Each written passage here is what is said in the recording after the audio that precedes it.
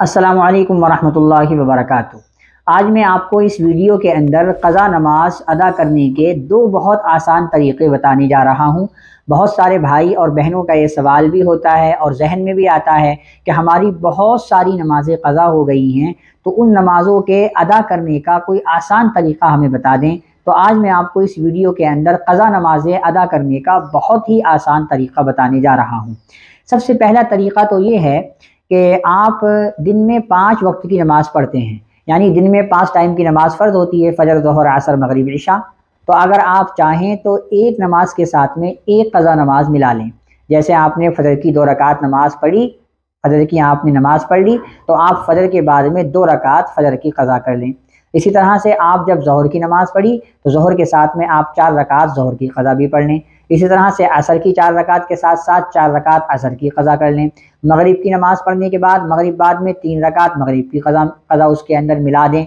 और जब इशा की नमाज़ पढ़ें तो इशा के बाद में 4 रकात फ़र्ज़ इशा के और उसके साथ में 3 रकात वितर और मिला दें।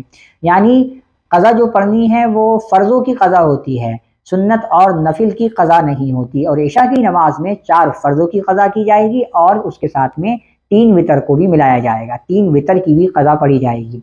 तो पहला तरीक़ा तो ये है कि हर फ़र्ज़ नमाज के बाद में आप एक नमाज़ पढ़ेंगे तो आपकी 5 नमाज तो होंगी ही होंगी, उसके साथ में 5 नमाज़ें आपकी क़ज़ा भी हो जाएंगी, यानी क़ज़ा भी आपकी अदा हो जाएंगी। और इस तरीके से एक साल में आप 1 साल की क़ज़ा नमाज आसानी से पढ़ सकते हैं।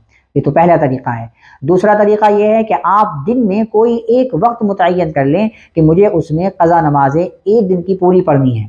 ज़ोहर के बाद का मुतय्यन कर लें या फ़जर के बाद का कर लें, या इसी तरीके से मगरिब बाद या इशा बाद का कर लें। कोई एक वक्त आप मुतय्यन कर लें, उसके अंदर आपको 5 फ़र्ज़ और 3 वितर पढ़ने हैं। तो अगर आप इस तरीके से मुतय्यन कर लेंगे तो एक दिन में आपको एक दिन की क़ज़ा नमाज ज़रूर ही पढ़नी है।